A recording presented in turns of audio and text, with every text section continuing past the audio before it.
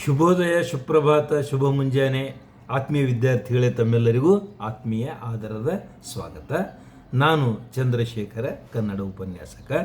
ಇವತ್ತು PUC ದ್ವಿತೀಯ ವರ್ಷದ ವಿದ್ಯಾರ್ಥಿಗಳಿಗಾಗಿ ಒಂದು ನಡುಗನ್ನಡದ ಪದ್ಯ ಬೋಧನೆ ಮಾಡಬೇಕು ಅಂತಕ್ಕಂಥದ್ದು ನನ್ನ ಆಶಯವಾಗಿದೆ.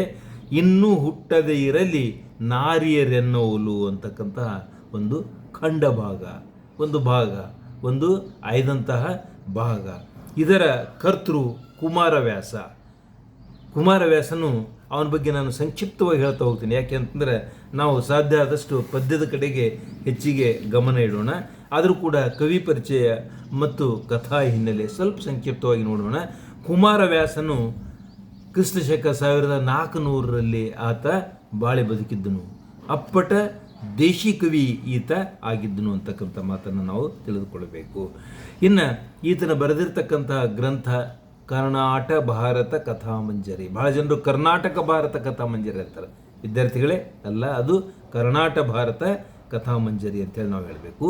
ಆತನ ಆರಾಧ್ಯ ದೈವ ಅಂತಂದ್ರೆ ವೀರನಾರಾಯಣ, ಗದುಗಿನ ವೀರನಾರಾಯಣ. ಈಗೂ ಕೂಡ ನೀವು ಹೋದ್ರಿ ಅಂತಂದರೆ ಅಲ್ಲಿ ನಾರಾಯಣ ಸ್ವಾಮಿ ದೇವಸ್ಥಾನ ನಿಮಗೆ ನೋಡ್ಲಿಕ್ಕೆ ಸಿಗ್ತದೆ. ಅಲ್ಲಿ ಅನೇಕ ಐತಿಹಾಸಿಕ ಸ್ಥಳಗಳಿವೆ, ಅವುಗಳನ್ನು ಕೂಡ ನೀವು ನೋಡಬಹುದಾಗಿದೆ. ಇನ್ನು ಕುಮಾರವ್ಯಾಸನ ಈ ಕರ್ನಾಟ ಭಾರತ ಕಥಾ ಮಂಜರಿ ಅದು ಅದ್ಭುತವಾಗಿರ್ತಕ್ಕಂಥ ಒಟ್ಟು 18 ಅಧ್ಯಾಯಗಳ ಮಹಾಕಾವ್ಯ ಆಗಿದೆ. ಆದರೆ 10 ಅಧ್ಯಾಯಗಳು ಮುಗಿದ ನಂತರ ಆತ ಅದಕ್ಕೆ ಅಲ್ಲಿಗೆ ಬಿಟ್ಟುಬಿಟ್ನು ಅಂತಕ್ಕಂಥದ್ದು ಬಹುತೇಕ ಅವನಿಗೆ ಅಕಾಲಿಕವಾಗಿ ಏನೋ ಆಗಿರಬಹುದು ಅಂತಕ್ಕಂಥದ್ದು. ಆದರೆ ಇನ್ನು ಉಳಿದ 8 ಅಧ್ಯಾಯಗಳು, ಒಟ್ಟಿಗೆ 18 ಅಧ್ಯಾಯದ ಈ ಗ್ರಂಥ, 10 ಅಧ್ಯಾಯ ಸ್ವತಃ ಕುಮಾರವ್ಯಾಸ ಬರೆದರೆ ಉಳಿದ 8 ಅಧ್ಯಾಯಗಳನ್ನು ತಿಮ್ಮಣ್ಣ ಕವಿ ಅಂತಕ್ಕಂಥವನು ಬರೆದನು. ಅದು ಆಗಿನ ವಿಜಯನಗರದ ಅರಸರಾಗಿರ್ತಕ್ಕಂಥ ಕೃಷ್ಣದೇವರಾಯರ ಆಜ್ಞೆಯ ಮೇರೆಗೆ ತಿಮ್ಮಣ್ಣ ಕವಿ ಅಂಥೇಳಿ ಉಳಿದದ್ದು ಬರೆದು ಅದನ್ನು ಪೂರ್ಣಗೊಳಿಸಿದರು ಅಂಥೇಳಿ ಸಂಶೋಧನೆ ಹೇಳ್ತದೆ. ಅಂತೂ ಕುಮಾರವ್ಯಾಸನ ಈ ಭಾರತ ಏನಿದೆ ಅಂತಂದ್ರೆ ಬಹಳ ಅದ್ಭುತವಾಗಿರ್ತಕ್ಕಂಥದ್ದು. ಅದರ ಬಗ್ಗೆ ಅನೇಕರು ಹೇಳ್ತಾರೆ. ಕುಮಾರವ್ಯಾಸನಿಗಂತೂ ರೂಪಕ ಸಾಮ್ರಾಜ್ಯ ಚಕ್ರವರ್ತಿ ಅಂತ ಹೇಳ್ತಾರೆ. ನೀವು ರೂಪಕ ಅಲಂಕಾರದ ಬಗ್ಗೆ ನೀವು ಕೇಳಿ ತಿಳ್ಕೊಂಡಿರ್ತೀರಿ. ಅದನ್ನು ಬಹಳ ನಿರರ್ಗಳವಾಗಿ ಉಪಯೋಗಿಸಿದ್ದಾನೆ. ಆಮೇಲೆ ಈತ ಬರೆದಿರ್ತಕ್ಕಂಥ ಈ ಸಾಹಿತ್ಯ ಷಟ್ಪದಿಯಲ್ಲಿದೆ. ವಿಶೇಷವಾಗಿ ಭಾಮಿನಿ ಷಟ್ಪದಿಯನ್ನು ಆತ ಬಳಸಿದ್ದಾನೆ. ಯಾಕೆ ಅಂತಂದ್ರೆ ಅದು ಬಹಳ ಸೊಗಸಾಗಿ ರಸವತ್ತಾಗಿ ಬರ್ತಿರ್ತಕ್ಕಂಥ ಕಾವ್ಯ ಆಗಿದೆ. ಇನ್ನು ಆತನಿಗೆ ಪ್ರಶಂಸೆಯ ಸುರಿಮಳೆಯೇ ಇದೆ. ಕುಮಾರವ್ಯಾಸನ ಬಗ್ಗೆ ಕುವೆಂಪು ಅವರು ಭಾಳ ಚಂದ ಹೇಳ್ತಾರೆ. ಏನು ಹೇಳ್ತಾರೆ ಅಂತಂದ್ರೆ, ಕುಮಾರವ್ಯಾಸನು ಹಾಡಿದನೆಂದರೆ ಕಲಿಯುಗ ದ್ವಾಪರವಾಗುವುದು, ಭಾರತ ಕಣ್ಣಲ್ಲಿ ಕುಣಿಯುವುದು ಅಂತೇಳಿ ಹೇಳ್ತಾರೆ. ಅಂದ್ರೇನು, ಭಾರತ ಅಂದ್ರೆ ಮಹಾಭಾರತ ಈ ಕತೆ. ಅವ ಹಾಡಿದನು ಅಂತಂದರೆ ಆ ಕಾವ್ಯನ ಓದ್ತಾ ಹೋದರೆ ಏನು ಅನುಭವಕ್ಕೆ ಬರ್ತದೆ ಅಂತಕ್ಕಂಥ ಮಾತು ಇಲ್ಲಿ ಬರ್ತದೆ. ಏನು ಅನುಭವಕ್ಕೆ ಬರ್ತದೆ ಅಂತಂದರೆ ಅದು ಕಣ್ಣು ಪಟಲದ ಮುಂದೆ ನಡೆದಂತೆ ಕಾಣಿಸ್ತದೆ. ಅಷ್ಟು ಕಣ್ಣಿಗೆ ಕಟ್ಟುವಂತೆ ಆತ ಈ ಮಹಾಕಾವ್ಯವನ್ನು ಬರೆದಿದ್ದಾನೆ. ಇನ್ನು ಪ್ರಸ್ತುತ ಈ ಪದ್ಯಕ್ಕೆ ಇದು 5 ಪದ್ಯಗಳಿವೆ. ನೇರವಾಗಿ ಒಂದು ಭಾಗ ತಗೊಂಡಿಲ್ಲ, ಕೆಲವೊಂದು ಪದ್ಯಗಳನ್ನು ಸಂಕಲನ ಮಾಡಿದ್ದಾರೆ. ಇಲ್ಲಿ ನಾವೇನು ನೋಡ್ತೀವಿ ಅಂತಂದರೆ, ಇದು ಕರ್ನಾಟ ಭಾರತ ಕಥಾಮಂಜರಿ ಮೂಲ ಕಾವ್ಯವಾಗಿದ್ದರೂ ಕೂಡ ಇದರ ಶೀರ್ಷಿಕೆ ಇನ್ನೂ ಹುಟ್ಟದೇ ಇರಲಿ ನಾರಿಯರು ಎನ್ನುವಲು ಅಂತಕ್ಕಂತಹ ದ್ರೌಪದಿಯ ಅನಿಸಿಕೆಯನ್ನು ಕುರಿತು ಈ ಆಯ್ದ 16 ಪದ್ಯಗಳಿವೆ.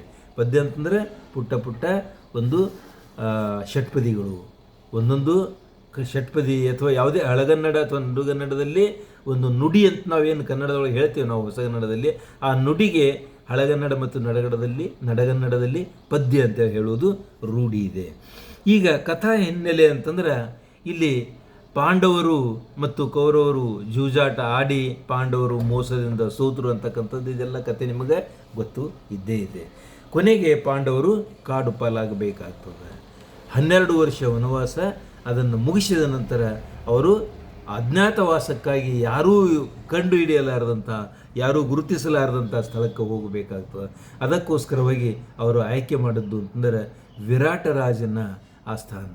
ಅಂದರೆ ಕಾಡಿನಲ್ಲಿದ್ದರೆ ಡೆಫಿನೆಟಾಗಿ ದುರ್ಯೋಧನನು ಯಾರನ್ನಾದರೂ ಕಳುಹಿಸಿಕೊಡ್ತಾನೆ.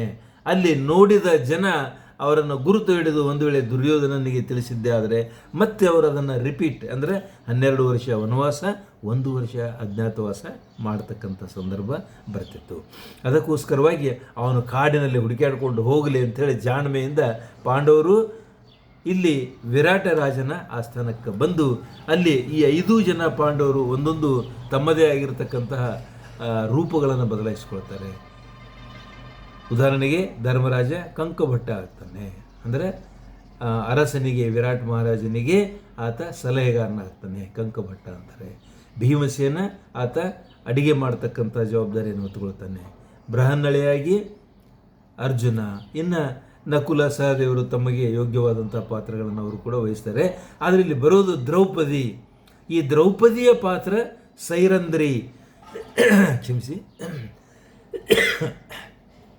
ಸೈರಂಧ್ರಿ ಪಾತ್ರ. ಸೈರಂಧ್ರಿ ಅಂತಂದರೆ ಮಹಾರಾಣಿಗೆ ಅಲಂಕಾರ ಮಾಡುವುದು, ಅವಳ ದಾಸಿ. ಅನೇಕ ದಾಸಿಯರು ಇರ್ತಾರೆ, ಒಂದೊಂದು ಕೆಲಸಕ್ಕೆ ಒಬ್ಬೊಬ್ಬರು ದಾಸಿಯರು ಇರ್ತಾರೆ. ಸೈರಂಧ್ರಿ ಅಂತಂದರೆ ಮಹಾರಾಣಿಗೆ ಅಲಂಕಾರ ಮಾಡುವುದು. ಅವಳು ಬಹಳ ರೂಪವತಿ ಇದ್ದಳು ದ್ರೌಪದಿ ನೋಡ್ಲಿಕ್ಕೆ.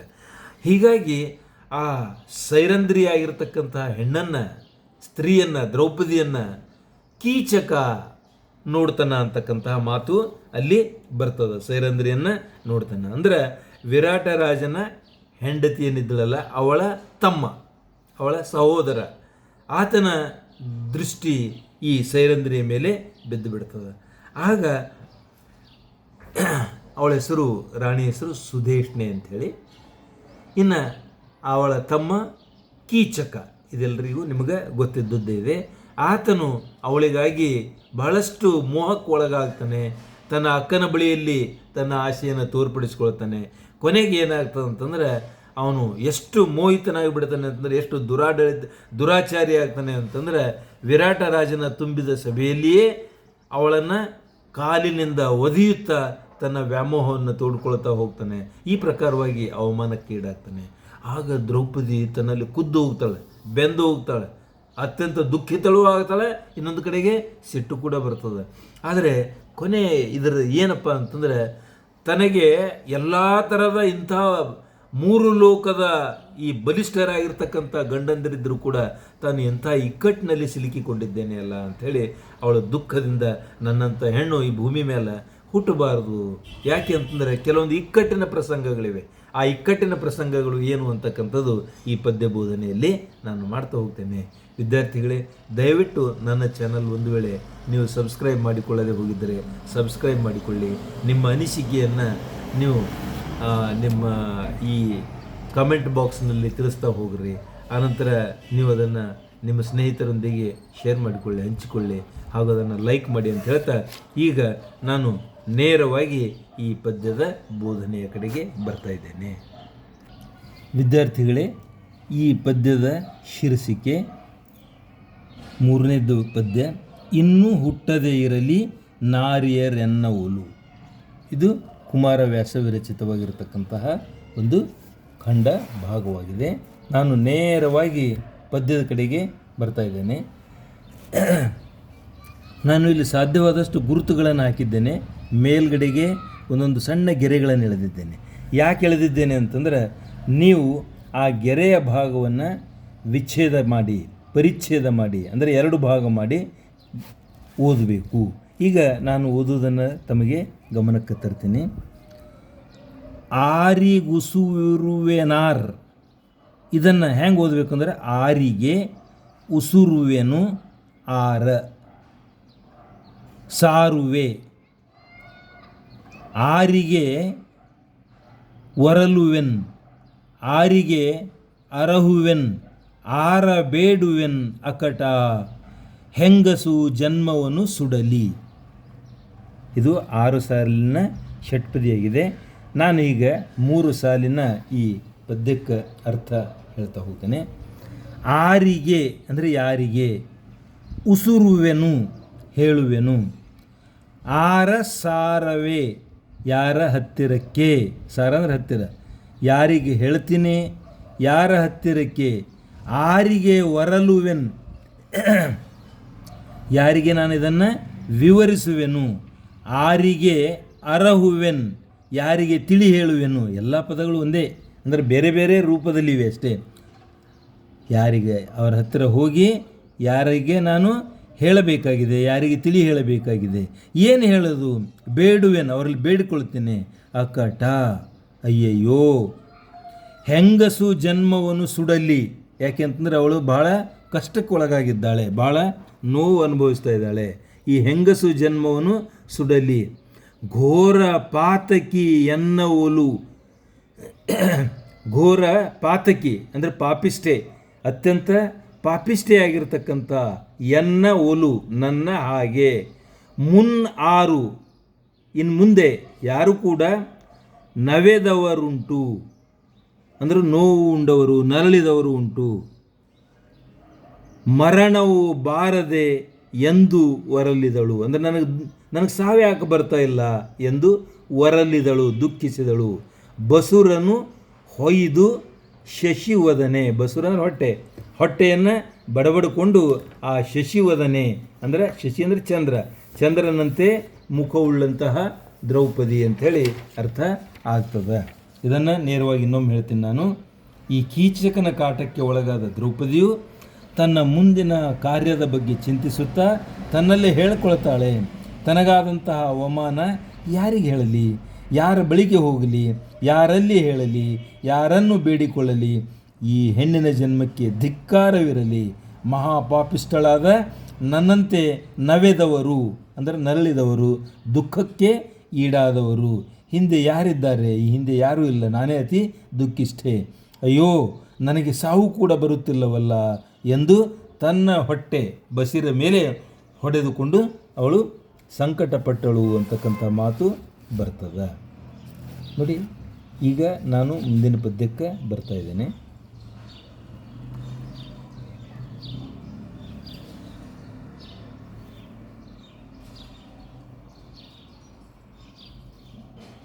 ಸ್ವಲ್ಪ ಅಡ್ಜಸ್ಟ್ ಮಾಡ್ತಾ ಇದ್ದೀನಿ, ದಯವಿಟ್ಟು ಕ್ಷಮಿಸಿ. ಹಾಂ, ಈಗ ಎರಡನೆಯ ಪದ್ಯ. ಯಮಸುತಂಗೆ ಅರಹುವೆನು. ಯಮಸುತ ಅಂದರೆ ಯಮಧರ್ಮರಾಜನ ಮಗ ಅಂದರೆ ಧರ್ಮರಾಜ. ಈ ಯಮಸುತನಿಗೆ ಅರಹುವೆನು ಹೇಳಬೇಕು ಅಂತಂದ್ರೆ ಧರ್ಮ ಕ್ಷಮೆಯ ಗರ ಹೊಡೆದಿಹುದು. ಧರ್ಮರಾಯನಿಗೆ ಹೇಳಬೇಕು ಅಂತಂದರೆ ಅವ ಯಾವತ್ತೂ ಎರಡು ಶಬ್ದಗಳು ಅವನ ಮನಸ್ಸಿನೊಳಗಿರ್ತವೆ. ಧರ್ಮಕ್ಕೆ ಬಿಡ್ಲಿಕ್ಕೆ ತಯಾರಿಲ್ಲವನು. ಕ್ಷಮೆ, ಎಲ್ಲರನ್ನು ಕ್ಷಮಿಸುವವನು, ಯಾವ ತಪ್ಪು ಯಾರು ಏನೇ ಮಾಡಿದರೂ ಕೂಡ ಅದಕ್ಕೆ ಕ್ಷಮೆ. ಈ ಧರ್ಮ ಮತ್ತು ಕ್ಷಮೆಯ ಗರ ಹಿಡಿದುಕೊಂಡಿದೆ, ಭೂತ ಹಿಡಿದಿದೆ ಅವನಿಗೆ. ಇದು ಧರ್ಮರಾಜನ ಕತೆ ಮುಗೀತಿಲ್ಲಿಗೆ. ಇನ್ನು ಪಾರ್ಥ ಮಮತೆಯುಳ್ಳವನು ಎಂಬೆನೆ, ಅವನು ಭಾಳ ನನಗೆ ಪ್ರೀತಿ ಮಾಡ್ತಾನೆ, ಮಮಕಾರ ಮಾಡ್ತಾನೆ ಅಂತಂದ್ರೆ ತಮ್ಮ ಅಣ್ಣನ ಆಜ್ಞೆಯಲ್ಲಿ ಭ್ರಮಿತನಾಗಿಹನು. ಅಣ್ಣ ಧರ್ಮರಾಜ ಹೇಳ್ತಾನೆ, ನಾನು ಹೇಳಲಾರ್ದೆ ಯಾರು ಏನು ಮಾಡಬೇಡ್ರಿ ಅಂತೇಳಿ. ಇಲ್ಲಿ ಏನಿರ್ತದೆ ಸಂಗತಿ ಅಂತಂದರೆ, ಇವರೆಲ್ಲರೂ ರೂಪ ಬದಲಾಯಿಸಿಕೊಂಡು ವಿರಾಟನ ಆಸ್ಥಾನದಲ್ಲಿದ್ದಾಗ ಯಾರೂ ಇವರ ಪಾಂಡವರು ಅಂತೇಳಿ ಗುರುತಿಸಬಾರದು. ಅದಕ್ಕೋಸ್ಕರವಾಗಿ ಆತ ನನ್ನ ಆಜ್ಞೆ ಇಲ್ಲದೆ ಯಾರೂ ಏನೂ ಕೆಲಸಕ್ಕೆ ಕೈ ಹಾಕಬಾರದು ಅಂತೇಳಿ ಹೇಳಿರ್ತಾನೆ. ಅದಕ್ಕಾಗಿ ಇಲ್ಲಿ ನೋಡ್ರಿ, ಮಮತೆಯುಳ್ಳವನು ಪಾರ್ಥ, ಆದರೆ ಆತ ಅಣ್ಣನ ಆಜ್ಞೆಯಲ್ಲಿ ಭ್ರಮಿತನಾಗಿ ಇವನು ಸುತ್ತಿ ಹಾಕ್ಕೊಂಡು ಬಿಟ್ಟಿದ್ದಾನೆ, ಅದರೊಳಗೆ ಸಿಕ್ಕಿ ಹಾಕ್ಕೊಂಡು ಬಿಟ್ಟಿದ್ದಾನೆ. ಇಬ್ಬರು ರಮಣೀಯರು ಇರುವರು, ಇನ್ನು ಉಳಿದವರು ಇಬ್ಬರು ಅದಾರ ಭೀಮನಿಗೆ ಬಿಟ್ಟು, ನಕುಲ ಸಹದೇವರು. ಉಳಿದವರು ಈ ನಾಯ ಕೊಲ್ಲಲು ಅಕ್ಷಮರು. ಈ ನಾಯಿಯನ್ನು ಅಂದರೆ ಕೀಚಕನನ್ನು, ಈ ನಾಯಿಯನ್ನು ಕೊಲ್ಲಲು ಅಕ್ಷಮರು, ಅವರಲ್ಲಿ ಕ್ಷಮತೆ ಇಲ್ಲ. ನಿಸ್ಸಂದೇಹವು ಎಂದಳು, ಇದು ನಿಸ್ಸಂದೇಹ ಎಂದು ತನ್ನ ಮನದೊಳಗೆ, ಈ ಪ್ರಕಾರ ತನ್ನ ಮನಸ್ಸಿನೊಳಗೆ ಅಂದುಕೊಳ್ತಾಳೆ. ಇದರ ಸಾರಾಂಶ ಧರ್ಮರಾಯನಲ್ಲಿ ಹೇಳೋಣವೆಂದರೆ ಅವನಿಗೆ ಕ್ಷಮೆಯ ಗರ ಅಂದರೆ ಭೂತ ಬಡಿದುಕೊಂಡಿದೆ, ಧರ್ಮದ ಭೂತ ಬಡಿದುಕೊಂಡಿದೆ.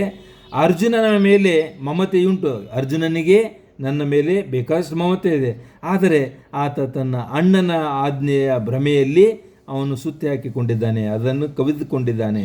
ಇನ್ನು ಉಳಿದ ಇಬ್ಬರು ನಕುಲ ಮತ್ತು ಸಹದೇವರೇನಿದ್ದಾರೆ ಅವರಿಗೆ ಹೇಳೋಣ ಅಂತಂದರೆ, ಕೀಚಕ ಅಂತಕ್ಕಂತಹ ಈ ನಾಯಿಯನ್ನು ಕೊಲ್ಲಲು ಅವರು ಸಮರ್ಥರಲ್ಲ, ಅಸಮರ್ಥರು. ನಿಸ್ಸಂದೇಹ, ಇದರೊಳಗೇನು ಡೌಟ್ ಇಲ್ಲ. ಎಂದು ತನ್ನ ಮನದೊಳಗೆ ಅಂದುಕೊಂಡಳು.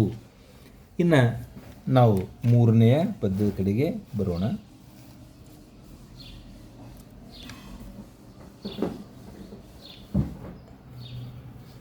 ಎಲ್ಲರೊಳು ಕಲಿಭೀಮನೆ ಮಿಡುಕುಳ್ಳ ಗಂಡನು.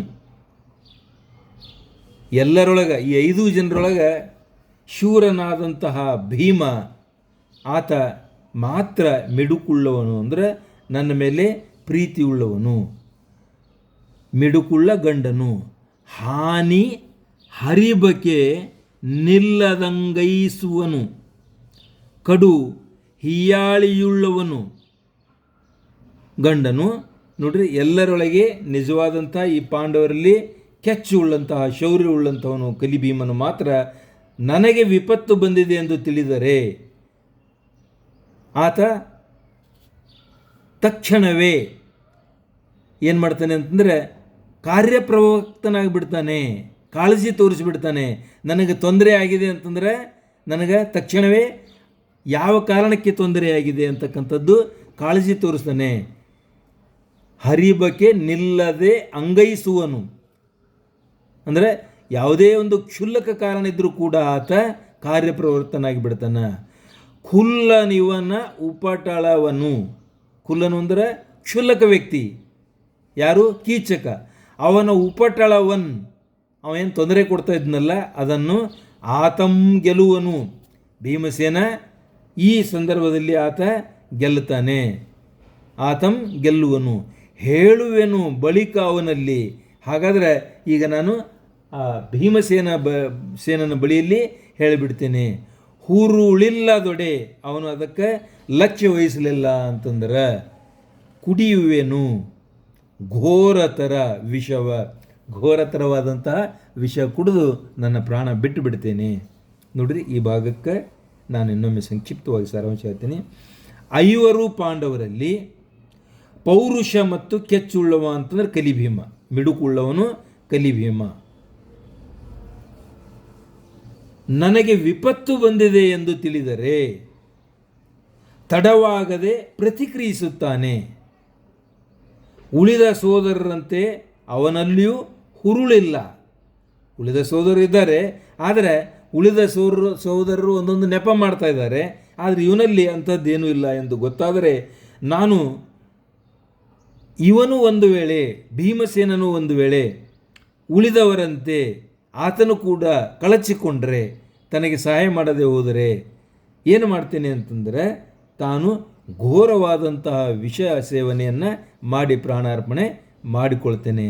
ಅದಕ್ಕೆ ಆ ಖುಲ್ಲನಾಗಿರ್ತಕ್ಕಂಥ, ಕ್ಷುಲ್ಲಕನಾಗಿರ್ತಕ್ಕಂಥ, ನಾಯಿ ಆಗಿರ್ತಕ್ಕಂಥ ಕೀಚಕನ ಸಂಹಾರಕ್ಕೆ ಗೆಲ್ಲುವವನು ಭೀಮ ಮಾತ್ರ ಅಂಥೇಳಿ ಇಲ್ಲಿ ಅವಳು ಮನಸ್ಸಿನೊಳಗೆ ಅಂದುಕೊಳ್ತಾಳೆ. ಇಷ್ಟೆಲ್ಲ ಆಗ್ತಾ ಇರಬೇಕಾದ್ರೆ ಅವಳು ಮನಸ್ಸಿನೊಳಗೆ ನಿರ್ಧಾರಕ್ಕೆ ಬರ್ತಾಳೆ, ಭೀಮ ಮಾತ್ರ ತನಗೆ ಸಹಾಯ ಮಾಡಬಹುದು ಅಂಥೇಳಿ. ಆತ ಮಲಗಿರ್ತಾನೆ ಒಂದು ಕಡೆಗೆ. ಮಲಗಿದಾಗ ಅವನನ್ನು ಎಬ್ಬಿಸಿ ಅವನಿಗೆ ವಿಷಯವನ್ನು ತಿಳಿಸಬೇಕು ಅಂತಕ್ಕಂಥದ್ದು ಅವಳಿಗೆ ಆಸೆ ಆಗ್ತದೆ. ಈಗ ಇವೆಲ್ಲ 5 ಪದ್ಯಗಳು ಕಂಟಿನ್ಯೂಟಿ ಇರೋಂಗಿಲ್ಲ, ಅಲ್ಲಲ್ಲಿ ನಾವು ಅದನ್ನು ಯೋಚಿಸಿಕೊಂಡು ತುಂಬಿಸಿಕೊಳ್ಳಬೇಕು, ಅದನ್ನು ಆಲೋಚಿಸಿ ಆ ಭಾಗವನ್ನು ನಾವು ಅದನ್ನು ಸಮರ್ಥವಾಗಿ ಅರ್ಥೈಸಿಕೊಳ್ಳಬೇಕು.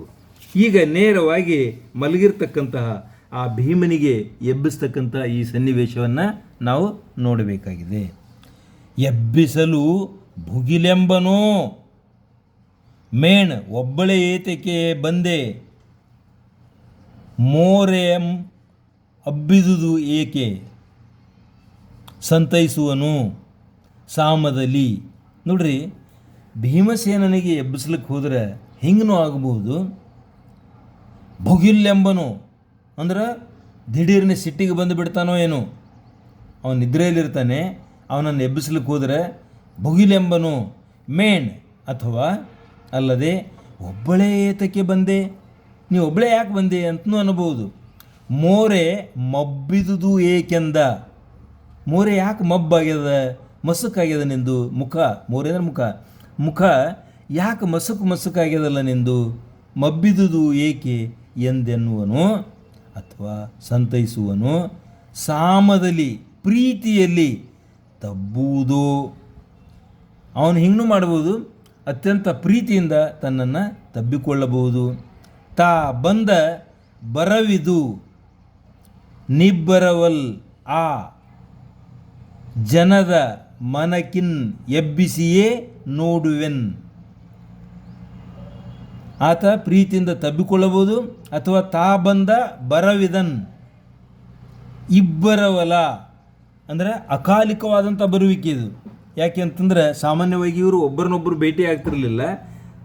ಭೇಟಿಯಾದರೆ ಮತ್ತೆ ಅಲ್ಲಿ ಯಾರಿಗಾದರೂ ಗುರುತಾಗ್ಬೋದು ಅಂತಕ್ಕಂಥ ಒಂದು ಸಂಶಯ ಇತ್ತು.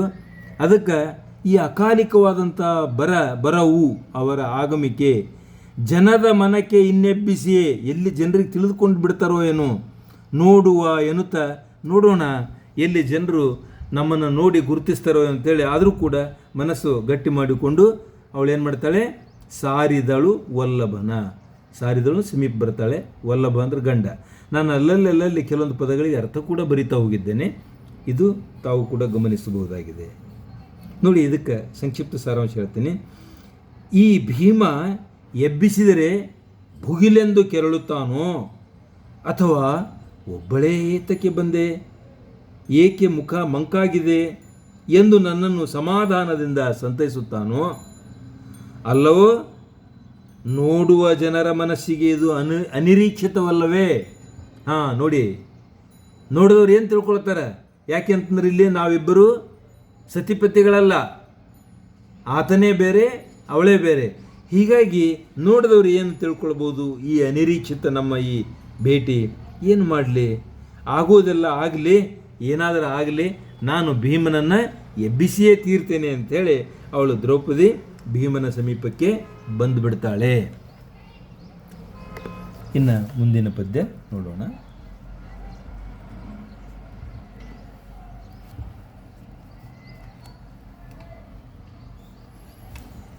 ಮೆಲ್ಲನೆ ಮುಸುಕ ಸಡಲಿಸಿ ಗಲ್ಲವನು ಹಿಡಿದು ಅಲುಗಲ್ ಅಪ್ರತಿಮಲ್ಲನ್ ಎದ್ದನು.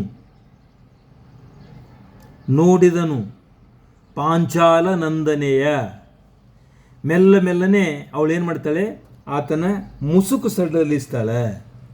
ನಿಧಾನವಾಗಿ ದ್ರೌಪದಿ ಭೀಮನ ಮುಸುಕನ್ನು ಸಡಲಿಸಿ ಗಲ್ಲವನನ್ನು ಹಿಡಿದು ಅಲುಗಲ್, ಹಿಂಗಲ್ಲಕ್ಕೆ ನಿಧಾನವಾಗಿ ಸೌರಿ ಅಲ್ಲಾಡಿಸ್ತಾಳೆ. ಗಲ್ಲವನ್ನು ಮುದ್ದಿನಿಂದ ಅಲ್ಲಾಡಿಸ್ತಾಳೆ. ಅಪ್ರತಿಮಲ್ಲನ್ ಎದ್ದನು, ಅಲ್ಲಿದ್ದಿರ್ತಕ್ಕಂಥ ಮಲ್ಲ ಶೂರ ಅಂತಂದ್ರೆ ಭೀಮಸೇನ. ಎದ್ದನು, ನೋಡಿದನು, ನೋಡ್ತಾನ. ಎದುರುಗಡೆ ಯಾರದಾರೆ? ಪಾಂಚಾಲ ನಂದನೆ, ಪಾಂಚಾಲ ದೊರೆಯ ಮಗಳು ಅಂದ್ರೆ ದ್ರೌಪದಿಯಲ್ಲಿದ್ದದನ್ನು ನೋಡ್ತಾನೆ. ವಲ್ಲಭೆಯೇ, ವಲ್ಲಭ ಅಂದ್ರೆ ಗಂಡ, ವಲ್ಲಭೆ ಅಂದರೆ ಪತ್ನಿ. ವಲ್ಲಭೆಯೇ ಪತ್ನಿಯೇ, ಬರವೇನು, ಯಾವ ಕಾರಣಕ್ಕೆ ಇಲ್ಲಿಗೆ ಬಂದುಬಿಟ್ಟು? ಮುಖದಲ್ಲಿ ತಲ್ಲಣವೇ, ಮುಖದೊಳಗೆ ಯಾಕೋ ತಲ್ಲಣ ಇದೆ, ಗಾಬರಿ ಇದೆ, ತಲೆ ದೂರುತ್ತಿದೆ, ಅದು ಕಂಡು ಬರ್ತಾ ಇದೆ. ತಳುವಿಲ್ಲದೆ ಉಸುರಿರುವಳ್, ಏಕೆ ಬಂದೆ? ತಡ ಮಾಡಲಾರದೆ ಅದನ್ನು ಹೇಳಿಬಿಡು ನೀನು, ಯಾವ ಕಾರಣಕ್ಕಾಗಿ ಬಂದೆ? ಲತಾಂಗಿ, ಹೇಳು ಎಂದ. ಲತೆಯಂತೆ ಅಂಗ ಹೊಂದಿರುವವಳು, ಲತೆ ಅಂದರೆ ಬಳ್ಳಿಯಂತೆ ಅಂಗ, ದೇಹ ಅಂದರೆ ಬಹಳಷ್ಟು ತೆಳುವಾಗಿ ಸೊಗಸಾಗಿದ್ದಿರತಕ್ಕಂಥವಳು. ಈ ಪದ್ಯದ ಭಾವಾನುವಾದ: ದ್ರೌಪದಿಯು ಮಲಗಿದ್ದ ಭೀಮನ ಮುಸುಕನ್ನು ಸಡಲಿಸಿ ಗಲ್ಲವನ್ನು ನೇವರಿಸಿ ಹಿಡಿದು ಅಲುಗಾಡಿಸಿ, ಆಗ ಆ ಮಹಾವೀರ ಕೂಡಲೇ ಎದ್ದು ನೋಡ್ತಾನೆ. ಆ ದ್ರೌಪದಿಯನ್ನು ಎದ್ದು ನೋಡಿ, ರಮಣಿ ಏಕೆ ಬಂದೆ? ನಿನ್ನ ಮುಖದಲ್ಲಿ ತುಂಬ ತಳವಳ ಕಾಣ್ತಾ ಇದೆ, ತಲ್ಲಣ ಕಾಣ್ತಾ ಇದೆ, ಯಾವ ಕಾರಣಕ್ಕೆ ಬಂದೆ? ತಡ ಮಾಡದೆ ಬೇಗ ಹೇಳು, ತಡ ಮಾಡಬೇಡ. ರಾತ್ರಿಯ ಹೊತ್ತಿನಲ್ಲಿ ಏಕೆ ಬಂದೆ? ಇಂಥ ಹೊತ್ತಿನೊಳಗೆ ನೀನು ಯಾವ ಕಾರಣಕ್ಕೋಸ್ಕರವಾಗಿ ಬಂದು ಬಿಟ್ಟೆ ಅಂಥೇಳಿ ಆತ ಕೇಳ್ತಾ ಇದ್ದಾನೆ. ಮುಂದಿನ ಪದ್ಯ ನೋಡೋಣ. 5ನೇಯದ್ದು, 6ನೇಯದ್ದು, 5ನೇಯದ್ದು ಪೂರ್ಣಗೊಳಿಸಿದ್ದೇವೆ. 6ನೆಯ ಪದ್ಯಕ್ಕೆ ನಾವು ಬಂದಿದ್ದೇವೆ.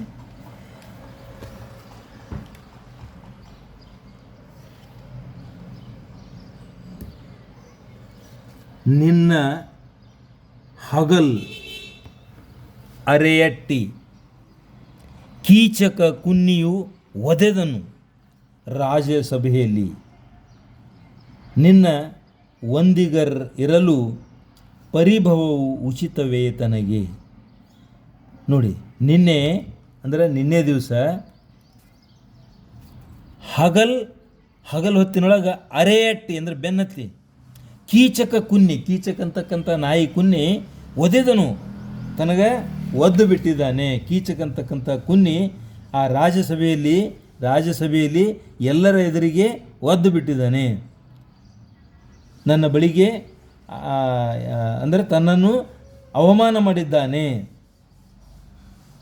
ನಿನ್ನ ಒಂದಿಗರಿರಲು ಶುಭವು ಉಚಿತವೇ, ಪರಿಭವವು ಉಚಿತವೇ. ನಿನ್ನ ಒಂದಿಗರಲು, ನಿನ್ನ ಜೊತೆಗಾರರಿದ್ದಾರಿಲ್ಲ ಎಲ್ಲ, ನೀನು ಒಬ್ಬಂಟಿಗೆ ಅಲ್ಲ, ಇಷ್ಟೆಲ್ಲ ಜನರಿದ್ದು ಕೂಡ ಈ ಪರಿಭವವು ಅಂದರೆ ನನಗಾಗಿರ್ತಕ್ಕಂಥ ಅಪಮಾನ ಉಚಿತವೇ, ಯೋಗ್ಯವೇ. ತನಗೆ ಎನ್ನನವ ಬೆಂಬಲಿಸು. ತನಗೆ ಈ ಸಂದರ್ಭದಲ್ಲಿ ನೀನು ಬೆಂಬಲಿಸಬೇಕು, ಬೆಂಬಲ ನೀಡಬೇಕು. ಬೆಂಬಲಿಸು, ಬೆಂಬಲಿಯ. ಬಿಡ ನಾನಿನ್ನು ಬದುಕುವವಳಲ್ಲ, ಬಿಡೆ. ನೀನು ಒಂದು ವೇಳೆ ನನಗೆ ಬೆಂಬಲ ನೀಡಲಿಲ್ಲ ಅಂತಂದರೆ ನಾನು ಇನ್ನು ಮೇಲೆ ಬದುಕುವವಳಲ್ಲ, ಬದುಕಿ ಉಳಿಯುವುದಿಲ್ಲ. ಪಾತಕ ನಿನ್ನ ತಾಗದೆ ಮಾಡದು. ನಾನು ಸತ್ತ ಅಂತಂದರೆ ಅದರ ಪಾತಕ ಪಾಪ ನಿನಗೆ ಹತ್ತಲಾರದೆ ಬಿಡಲಾರದು. ಆಗ ಭೀಮ ಕತ್ತಿಗೊಂಡ, ಕೋಪಿಷ್ಟನಾದ. ಭೀಮನಿಗೆ ಸಿಟ್ಟು ಬಂದು ಬಿಡ್ತು.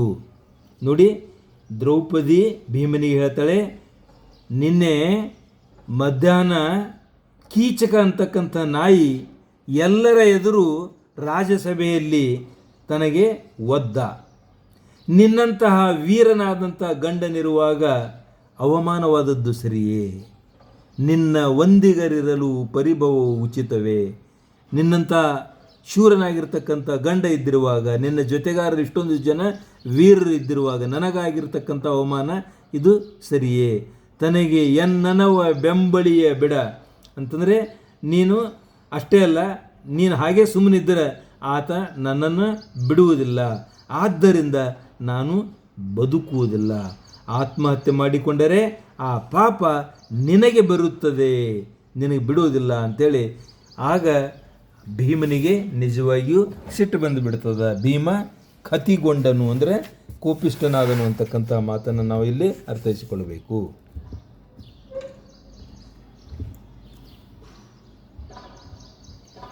ರಮಣ, ಕೇಳು, ಉಳಿದವರು ತನ್ನನ್ನು ರಮಿಸುವರು, ಮಾನಾರ್ಥವನ್ ನಿರ್ಗಮಿಸುವರು. ನೀನ್ ಅಲ್ಲದೆ ಉಳಿದವರು ಉಚಿತ ಬಾಹಿರರು. ಮಮತೆಯಲ್ಲಿ ನೀ ನೋಡು, ಚಿತ್ತದ ಸಮತೆಯನ್ನು ಬೀಳ್ಕೊಡು. ಕುಠಾರನ ಯಮನ ಕಾಣಿಸಿ ಕರುಣಿಸು ಎಂದಳು ಕಾಂತೆ ಕೈ ಮುಗಿದು. ರಮಣ, ವಲ್ಲಭನೇ, ಗಂಡನೇ, ಕೇಳು, ನನ್ನ ಮಾತನ್ನು ಕೇಳು. ಉಳಿದ 4, ಯಾಕೆಂತಂದರೆ ಇವಳು 5 ಗಂಡರನ್ನು ಹೊಂದಿದ್ದಳು ಅಂತಕ್ಕಂಥ ಗೊತ್ತಿದೆ. ಉಳಿದ 4 ತನ್ನನ್ನು ರಮಿಸುವರು ಅಂದರೆ ಗಂಡ ಹೆಂಡತಿಗೆ ತೋರಿಸುವ ಪ್ರೀತಿ, ರಮಿಸೋದು ಅಂತಾರಲ್ಲ ಹಾಗೆ ಆ ಪ್ರೀತಿಸ್ತಾರೆ. ಮಾನಾರ್ಥವೇನೆ, ತನಗಾಗಿರ್ತಕ್ಕಂಥ ಈ ಮಾನದ ವಿಷಯ ಬಂತು ಅಂತಂದರೆ ನಿರ್ಗಮಿಸುವರು, ಬಿಟ್ಟು ಹೋಗ್ಬಿಡ್ತಾರೆ. ನನಗೆ ಹೇಗಾಗಿದೆ ಅಂತಂದರೆ ಉಳಿದವರು ಕೇವಲ ಪ್ರೀತಿಸಲಿಕ್ಕೆ ಮಾತ್ರ ಬೇಕು, ನನ್ನ ಮಾನ ಅವಮಾನದ ವಿಷಯ ಬಂದಾಗ ಬಿಟ್ಟು ಹೋಗ್ಬಿಡ್ತಾರೆ. ನೀನು ಅಲ್ಲದೆ ಉಳಿದವರು ಉಚಿತ ಬಾಹಿರರು. ನೀ ಅಲ್ಲ ಅಂತಂದರೆ ಉಳಿದವರು ಉಚಿತ ಬಾಹಿರರು. ಉಚಿತ ಯೋಗ್ಯ, ಬಾಹಿರರು ಅಂದರೆ ಅಲ್ಲದವರು ಅಂದರೆ ಅಯೋಗ್ಯರು. ನೀನಲ್ಲದೆ ಉಳಿದವರೆಲ್ಲರೂ ಅಯೋಗ್ಯರು. ಮಮತೆಯಲ್ಲಿ ನೀ ನೋಡು, ಪ್ರೀತಿಯಿಂದ ನೀನು ನನ್ನನ್ನು ನೋಡು. ಚಿತ್ತದ ಸಮತೆಯನ್ನು ಬೀಳ್ಕೊಡು. ಮನಸ್ಸಿನಲ್ಲಿ ಇರತಕ್ಕಂಥ ಚಂಚಲತೆ ಅದನ್ನು ಬಿಟ್ಟುಬಿಡು ನೀನು. ಕುಠಾರನ ಚಂಚಲತೆ ಅಂತಂದರೆ ಏನು ಮಾಡಲಿ ಅಂತಕ್ಕಂಥ ಬಿಟ್ಬಿಡು. ನೇರವಾಗಿ ಏನು ಮಾಡು, ಆ ಕುಠಾರ ಅಂದ್ರೆ ಒಂದು ಅರ್ಥ ಕೊಡಲಿ ಅಂತನೂ ಆಗ್ತದೆ. ಇನ್ನು ಇಲ್ಲಿ ಕೊಡಲಿ ಅಂತೆ ಕ್ರೂರಿಯಾಗಿರ್ತಕ್ಕಂಥ ಆ ಕೀಚಕನನ್ನು ಯಮನ ಕಾಣಿಸಿ ಅಂದರೆ ಯಮನ ಬಳಿಯಲ್ಲಿ ತೋರಿಸೋನಿಗೆ, ಯಮನಿಗೆ ಹೋಗಿ ತೋರಿಸೋನಿಗೆ ಅಂದರೆ ಸಾಯಿಸಿಬಿಡೋನಿಗೆ ಕರುಣಿಸು ಎಂದಳು ಕಾಂತೆ ಕೈ ಮುಗಿದು. ಈ ಪ್ರಕಾರವಾಗಿ ಆ ಕಾಂತೆ ಕೈ ಮುಗಿದು ಕರುಣೆ ನೀಡಬೇಕು ಅಂತೇಳಿ ಕೇಳ್ಕೊಳ್ತಾಳೆ. ಭೀಮ, ಇದರ ಸಾರಾಂಶ ಹೇಳ್ತೀನಿ ಕೇಳು. ಉಳಿದ 4 ಜನರು ಪತಿಯರು ಸುಖಕ್ಕಾಗಿ ತನ್ನ ಬಳಿಗೆ ಬರುತ್ತಾರೆ. ಇಲ್ಲಿ ನಿರ್ದಿಷ್ಟ ಅರ್ಥ ಹೇಳ್ತಾ ಇದ್ದೀನಿ ನಾನು. ಸುಖ ಪಡುವುದಕ್ಕೋಸ್ಕರವಾಗಿ ತನ್ನ ಬಳಿಗೆ ಬರುತ್ತಾರೆ. ಆದರೆ ಮರ್ಯಾದೆ ಪ್ರತಿಷ್ಠೆಗಳ ಪ್ರಶ್ನೆ ಬಂದಾಗ ಅಲ್ಲಿ ನಿಲ್ಲದೆ ಹೊರಟು ಹೋಗುವರು, ನಿರ್ಗಮಿಸುತ್ತಾರೆ. ನಿನ್ನನ್ನು ಬಿಟ್ಟರೆ ಉಳಿದವರೆಲ್ಲ ಕಷ್ಟಕ್ಕೆ ಒಗ್ಗದವರಿದ್ದಾರೆ. ಕಷ್ಟ ಬಂತು ಅಂತಂದರೆ ಅವರು ಬಿಟ್ಕೊಟ್ಟು ಹೋಗೋರೇ ಇದ್ದಾರೆ. ಆದುದರಿಂದ ನೀನು ನನ್ನನ್ನು ತುಂಬ ಕರುಣೆಯಿಂದ ನೋಡು, ಸಮಚಿತ್ತದಿಂದ ನೋಡು, ಶಾಂತತೆಯಿಂದ ನೋಡು. ನೀನು ನಮ್ಮನ್ನು ಕರುಣೆಯಿಂದ ನೋಡು. ಮನಸ್ಸಿನ ಶಾಂತತೆಯನ್ನು ದೂರ ಇಟ್ಟು ಆ ಕ್ರೂರಿಯಾಗಿರ್ತಕ್ಕಂಥ ಕೀಚಕನನ್ನು ನೀನು ಯಮನ ಹತ್ತಿರ ಕಳುಹಿಸಿಕೊಡು ಎಂದು ಭೀಮನಲ್ಲಿ ಅವಳು ಕೈ ಮುಗಿದು ಕೇಳ್ಕೊಳ್ತಾಳೆ.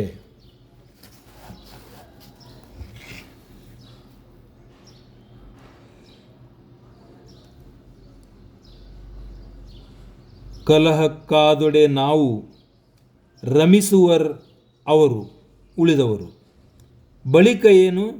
ಗಾದೆಯ ಬಳಿಕೆ ಕೆಲವರು ಗಳಿಸಿದೊಡೆ ಕೆಲವರು ಉಂಡು ಜಾರುವರು. ಷಟ್ಪದಿಯ ಈ ಅರ್ಧ ಭಾಗ ನಾವು ನೋಡೋಣ.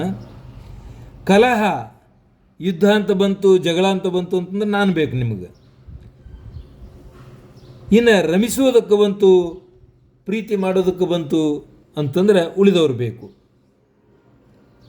ಇದೇನಿದು? ಒಂದು ಗಾದೆ ಮಾತಿದೆಯಲ್ಲ, ಏನಂತಂದರೆ ಕೆಲವರು ಗಳಿಸಿದರೆ ಕೆಲವರು ಉಂಡು ಜಾರುವರು ಅಂತಕ್ಕಂಥ ಮಾತು ಭಾಳ ಪ್ರಸಿದ್ಧವಾಗಿರ್ತಕ್ಕಂಥ ಮಾತು. ಇನ್ನು ಅಳುಕಿ ನೋಡಿ,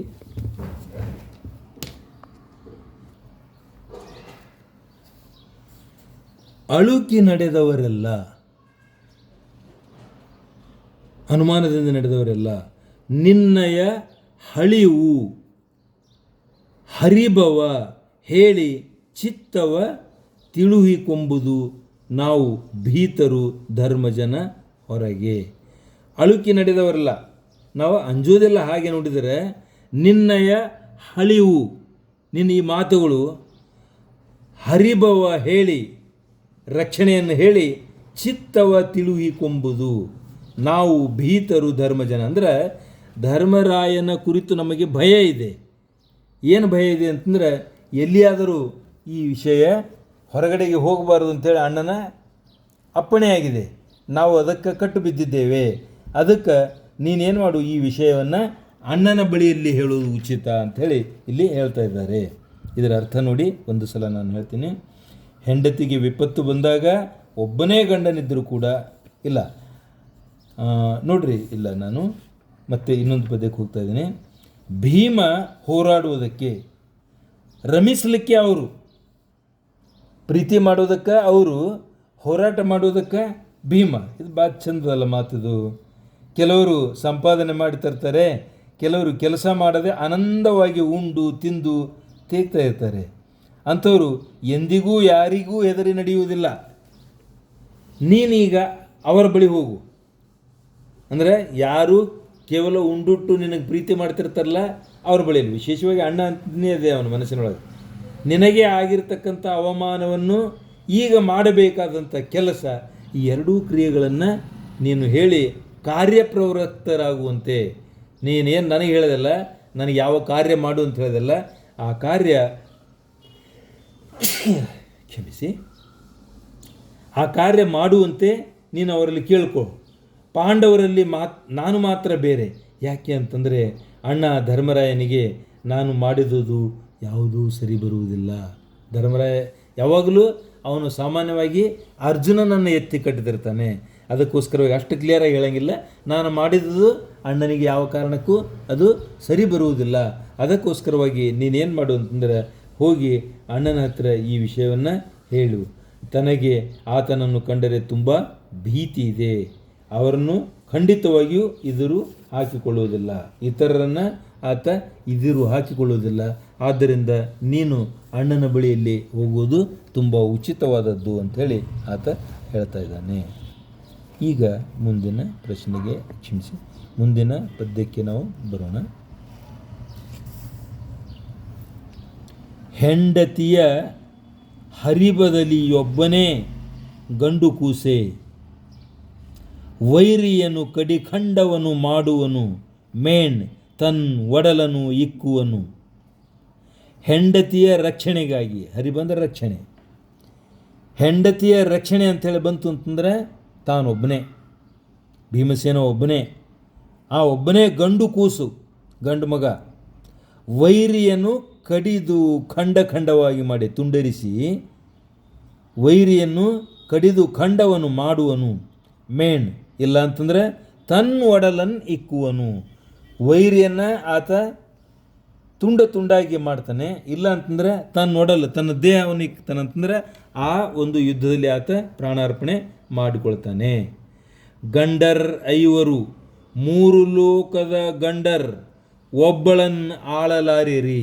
5 ಮಂದಿ ಗಂಡರ, 5 ಮಂದಿ ಗಂಡಂದಿರಿದ್ದೀರಿ ಮತ್ತು ಅಸಾಮಾನ್ಯರು, 3 ಲೋಕ ಮೀರಿಸಿದ ಗಂಡಂದಿರು ನೀವು, 3 ಲೋಕದ ಗಂಡರು.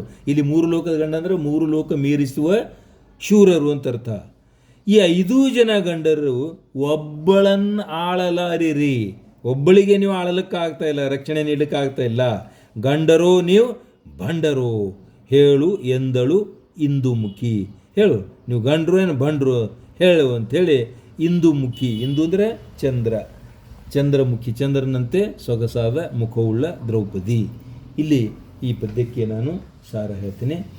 ಹೆಂಡತಿಗೆ ವಿಪತ್ತು ಬಂದಾಗ ಒಬ್ಬನೇ ಗಂಡನಿದ್ದರೂ ಆತ ವೈರಿಯನ್ನು ಖಂಡ ಖಂಡವಾಗಿ ತುಂಡರಿಸಿ ಬಿಡುತ್ತಾನೆ, ಅಥವಾ ತನ್ನೊಡನೆ ತನ್ನ ಒಡಲನ್ನೇ ಬಲಿ ಕೊಟ್ಟಾದರೂ ಪತ್ನಿಯ ಮಾನವನ್ನಾತ ಉಳಿಸುತ್ತಾನೆ. ನನಗಾದರೂ ನೀವು 5 ಜನ ಗಂಡಂದಿರಿದ್ದೀರಿ, ನಿಮ್ಮನ್ನು ಗಂಡರಂತ ಕರೀಬೇಕು ಅಥವಾ ಭಂಡರು ಅಂತೇಳಿ ಕರೀಬೇಕು ಅಂಥೇಳಿ ದ್ರೌಪದಿ ಆಕೆ ಆರ್ಭಟಿಸಿ ಹೇಳ್ತಾಳೆ ಅಂತಕ್ಕಂಥ ಮಾತು ಇಲ್ಲಿ ಬರ್ತಾ ಇದೆ ನೋಡಿ. ಹೆಣ್ಣು ಹರಿಬಕೋಸುಗುವೆ ತಮ್ಮ ಅಣ್ಣನ ಆಜ್ಞೆಯ ಮೀರಿ ಕುಂತಿಯ ಚಿಣ್ಣ ಬದುಕಿದನು ಎಂದು ನುಡಿವರು ಕುಜನರಾದವರು.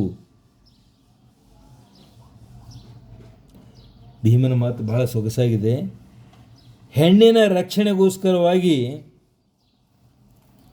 ಅರ್ಥ ಆಗುತ್ತಾ, ಹರಿಬಂದ ರಕ್ಷಣೆ, ಹೆಣ್ಣಿನ ರಕ್ಷಣೆಗೋಸ್ಕರವಾಗಿ ತಮ್ಮ ಅಣ್ಣನಾಗಿರ್ತಕ್ಕಂತಹ ಯುಧಿಷ್ಠಿರನ ಆಜ್ಞೆಯ ಮೀರಿ ಕುಂತಿಯ ಚಿಣ್ಣ ಮಗ ಪುತ್ರ ಬದುಕಿದನು, ಅಂದರೆ ಆಜ್ಞೆಯನ್ನು ಉಲ್ಲಂಘಿಸಿದನು ಅಂಥೇಳಿ ಕುಜನರು, ಕೆಟ್ಟ ಜನರು ಮಾತಾಡ್ಕೊಳ್ತಾರೆ. ಹೆಣ್ಣಿಗೋಸ್ಕರವಾಗಿ ತನ್ನ ಒಡ ಹುಟ್ಟಿದ ಅಣ್ಣನ ಆಜ್ಞೆ ಮೀರಿದ ಅಂಥೇಳಿ ಜನ ಆಡಿಕೊಳ್ತಾರೆ, ಕೆಟ್ಟ ಜನರು.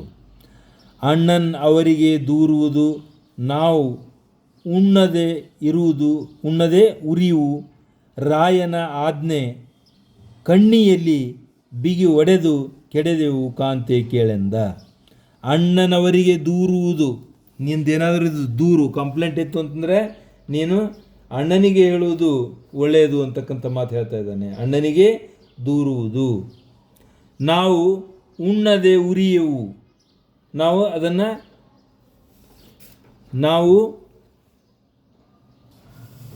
ನಾವು ಆ ತಂಟೆಗೆ ಹೋಗುವುದಿಲ್ಲ. ರಾಯನ ಅಂದರೆ ಅರಸನ ಆಜ್ಞೆ, ಅಂದರೆ ಇಲ್ಲಿ ಧರ್ಮರಾಜನ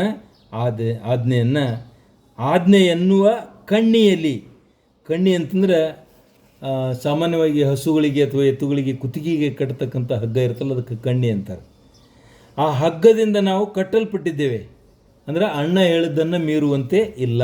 ಬಿಗಿ ಒಡೆದು ಕೆಡೆದೆವು ಕಾಂತೆ ಕೇಳೆಂದ. ಈ ಪ್ರಕಾರವಾಗಿ ನಾವು ಕಟ್ಟಲ್ಪಟ್ಟಿದ್ದೇವೆ ಕಾಂತೆಯೇ, ನಾವು ಅದರಿಂದ ಹೊರಗೆ ಬರಲಿಕ್ಕೆ ಆಗೋದಿಲ್ಲ ಅಂಥೇಳಿ ತಮ್ಮ ಅಸಮರ್ಥತೆಯನ್ನು ಆತ ತೋರಿಕೊಳ್ತಾ ಇದ್ದಾನೆ. ಹೆಣ್ಣು ನೋಡ್ರಿ, ಇದರ ಅರ್ಥ ಹೇಳ್ತಾ ಇದ್ದೇನೆ ನಾನು. ದ್ರೌಪದಿ ಹೇಳ್ತಾ ಇದ್ದಾಳೆ, ವಿಪತ್ತು ಬಂದಾಗ ಭೀಮ ಹೇಳ್ತಾ ಇದ್ದಾನೆ. ಭೀಮ ಏನು ಹೇಳ್ತಾ ಇದ್ದಾನೆ ಅಂತಂದರೆ, ದ್ರೌಪದಿ ಈಗ ನಾನು ಕೀಚಕನನ್ನು ಒಂದು ವೇಳೆ ಕೊಂದೆ ಅಂತಂದ್ರೆ, ತಮ್ಮ ಅಣ್ಣನ ಆಜ್ಞೆಯನ್ನು ಮೀರಿ ತಾನು ಕೊಂದೆ ಹೆಣ್ಣಿಗೋಸ್ಕರವಾಗಿ ಅಂತಕ್ಕಂಥ ಅಪಕೀರ್ತಿ ತನಗೆ ಬರ್ತದೆ. ಜನರು ಅದನ್ನು ಆಡಿಕೊಳ್ತಾರೆ ಅಂತಕ್ಕಂಥದ್ದು. ಹೀಗಾಗಿ ನಾನು ಏನು ಮಾಡ್ತಾ ಇದ್ದೇನೆ ಅಂತಂದರೆ ಆ ಅಪಕೀರ್ತಿಗೆ ಈಡಾಗಲಾರೇನು, ಆದುದರಿಂದ ನಾನು ಈ ತಂಟೆಗೆ ಹೋಗುವುದಿಲ್ಲ. ನೀನು ಈಗ ಅಣ್ಣನವರ ಬಳಿಯಲ್ಲಿ ಹೋಗು, ಧರ್ಮರಾಜನ ಹತ್ರ ಹೋಗು. ನೀನು ಈಗ ಅಣ್ಣನವರ ಬಳಿಯಲ್ಲಿ ಹೋಗು, ಹೇಳಿಕೋ, ಇದು ನಾವು ನುಂಗಲಾರದ ತುತ್ತು. ನಾವು ಈಗ ಅಣ್ಣನ ಆಜ್ಞೆ ಎಂಬ ಹಂಗದಿಂದ ಬಂಧಿತರಾಗಿದ್ದೇವೆ. ಇದು ಉಣ್ಣದ ಉರಿವು. ನಾನು ಈ ಹಿಂದೆ ಅಷ್ಟು ಸೊಗಸಾಗಿ ಹೇಳಿರಲಿಲ್ಲ. ನಾವು ಉಣ್ಣದ ಉರಿವು, ನಾವು ಉಣ್ಣಲಾರದ ತುತ್ತು, ಇದು ನುಂಗಲಾರದ ತುತ್ತು. ಇದು ನಮ್ಮಿಂದ ಏನೂ ಮಾಡ್ಲಿಕ್ಕೆ ಆಗೋದಿಲ್ಲ. ನಾನು ಹಿಂದೆ ಇಷ್ಟು ಸ್ಪಷ್ಟವಾಗಿ ಹೇಳಿರಲಿಲ್ಲ. ನಾವು ಉಣ್ಣದ ಉರಿವು ತುತ್ತು, ನಾವು ಉಣ್ಣಲಾರದಂಥ ತುತ್ತು. ಇದು ರಾಯನ ಆಜ್ಞೆಯ ಕಣ್ಣಿಯಲ್ಲಿ ಬಿಗಿದುಕೊಂಡಿದ್ದೇವೆ, ಅರಸನ ಆಜ್ಞೆಯ ಹಗ್ಗದಲ್ಲಿ ನಾವು ಬಿಗಿದು ಹಾಕ್ಕೊಂಡಿದ್ದೇವೆ ಅಂತಕ್ಕಂಥ ಮಾತು ಇಲ್ಲಿ ಬರ್ತಾ ಇದೆ. ಆಗ ದ್ರೌಪದಿಗೆ ಬಹಳ ನೋವಾಗ್ತು. ನೋವಾಗಿ ಇನ್ನು ಹುಟ್ಟದೆ ಇರಲಿ ನಾರಿಯರು ಎನ್ನವಲು.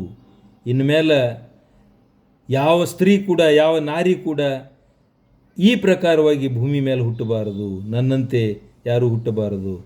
ಭಂಗಿತರು ಅಂದರೆ ಅವಮಾನಕ್ಕೊಳಗಾದವರು, ಭುವನದೊಳು ಭೂಮಿಯ ಭೂಲೋಕದೊಳಗೆ ಇನ್ನೂ ಜನಿಸಲು ಬೇಡ ಗಂಡರು ಭೀಮಸನ್ನಿಭರು. ಭೀಮನಂತಹ ಶೂರರಾದಂಥ ಗಂಡರೂ ಬೇಡ. ಯಾಕೆ ಅಂತಂದರೆ ಇಲ್ಲಿ ವ್ಯಂಗ್ಯವಾಗಿ ತನ್ನ ಭೀಮನ ಅಸಮರ್ಥತೆಯನ್ನು ಇವಳು ಸಮರ್ಥಿಸಿ ಹೇಳ್ತಾ ಇದ್ದಾಳೆ. ಇನ್ನು ಭೂಲೋಕದೊಳಗೆ ನನ್ನಂತೆ ಅವಮಾನಕ್ಕೊಳಗಾದಂಥ ನಾರಿಯರು ಹುಟ್ಟಬಾರದು, ಹಾಗೆ ಭೀಮನಂತಹ ಶೂರ ಗಂಡಸರು ಕೂಡ, ಬಲಶಾಲಿ ಗಂಡಸರು ಕೂಡ ಹುಟ್ಟಬಾರದು ಎನ್ನುವಲು. ಹಾಗೆಯೇ ಪಾಂಡವರ ಉಲು ಸಂಪನ್ನ ದುಃಖಿಗಳು ಆರು ನವೆದರು ಮುನ್ನಿನವರೊಳಗೆಂದು ದ್ರೌಪದಿ ಹಿರಿದು ಹಲುಬಿದಳು. ಎನ್ನವಲು ಅಂದರೆ ನನ್ನ ಹಾಗೆ ಪಾಂಡವರು ಉಲು. ಇಲ್ಲಿ ಪಾಂಡವರು ಅಸಮರ್ಥರಿದ್ದಾರೆ, ನನಗೆ ಕೂಡ ತುಂಬ ದುಃಖ ಆಗ್ತಾ ಇದೆ. ಸಂಪನ್ನ ದುಃಖಿಗಳಾರು, ನಾವು ಸಂಪೂರ್ಣ ದುಃಖಿಗಳಿದ್ದೇವೆ. ನವೆದವರು ಇದ್ದೇವೆ ನಾವು.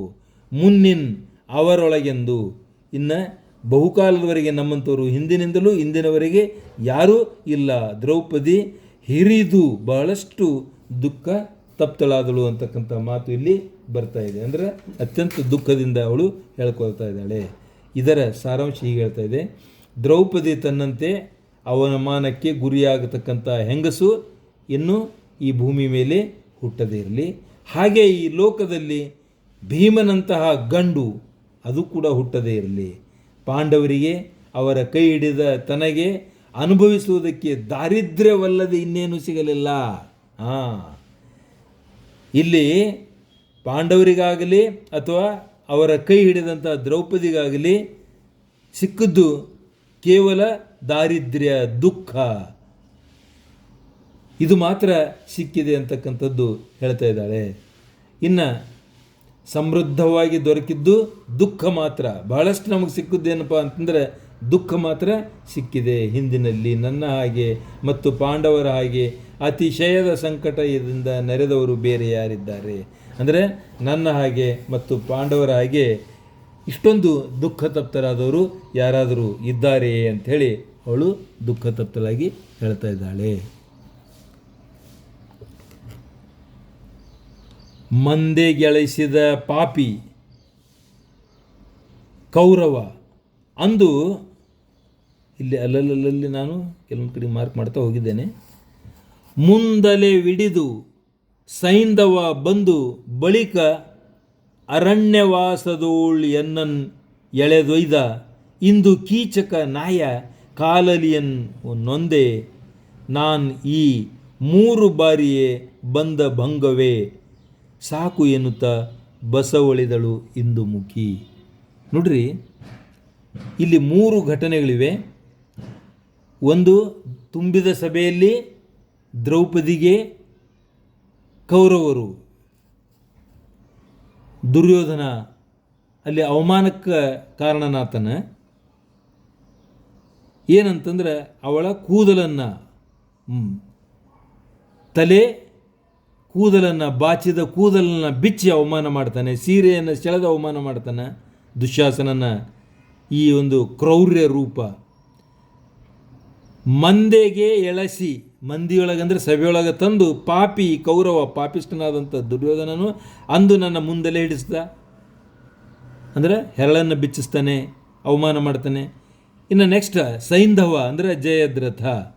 ಜಯದ್ರಥ ಯಾರು ಅಂತಂದ್ರೆ ಕೌರವರ ಏಕೈಕ ಸಹೋದರಿ ದುಶೀಲೆ ಅಂಥೇಳಿ ಆಕೆಯ ಗಂಡ ಸೈಂಧವ, ಅವನೇ ಜಯದ್ರಥ ಕೂಡ, ಅವನ ಹೆಸರೇ ಜಯದ್ರಥ. ಈತನು ಅಭಿಮನ್ಯುವಿನ ಸಾವಿಗೆ ಕಾರಣನಾಗ್ತಾನೆ ಅಂತಕ್ಕಂಥದ್ದು ಅದೊಂದು ವಿಶೇಷವಾದಂಥ ಕಥೆ ಇದೆ, ಅಷ್ಟೆಲ್ಲ ಬೇಡ. ಆ ಸೈಂಧವನು ಕೂಡ ಏನು ಮಾಡ್ತಾನೆ, ಅರಣ್ಯಕ್ಕೆ ಬಂದು ಇವಳಿಗೆ ಅವಮಾನ ಮಾಡಲಿಕ್ಕೆ ಪ್ರಯತ್ನ ಮಾಡ್ತಾನೆ. ಕಾಡಿನಲ್ಲಿದ್ದಾಗ, ವನವಾಸದಲ್ಲಿದ್ದಾಗ ಅರಣ್ಯವಾಸದೋಳು ಎನ್ನನ್ನು ಎಳೆದೊಯ್ದ, ಅವನು ನನಗೆ ಅವಮಾನ ಮಾಡಿದ, ಎಳೆದೊಯ್ದು ಅರಣ್ಯವಾಸದೊಳಗಿದ್ದಾಗ. ಇವತ್ತು ಅವು ಎರಡೂ ಘಟನೆಗಳಲ್ಲದೆ ಮೂರನೇ ಘಟನೆ, ಕೀಚಕ ನಾಯಿ ಕಾಲಿನಲ್ಲಿ ಒದ್ದು ನನಗೆ ಅವಮಾನ ಮಾಡಿದ, ನಾನು ನೊಂದುಕೊಂಡೆ. ನಾನು ಈ 3 ಬಾರಿಯೇ ಬಂದಿರತಕ್ಕಂಥ ಭಂಗ ಅವಮಾನ ಸಾಕು ನನಗೆ ಅಂಥೇಳಿ ಬಸವಳಿದಳು ಇಂದುಮುಖಿ, ಅಂದರೆ ದುಃಖಿತಳಾದಳು ಆ ಚಂದ್ರಮುಖಿ ಅಂತಕ್ಕಂಥದ್ದು ಮಾತು ಇಲ್ಲಿ ಬರ್ತಾ ಇದೆ.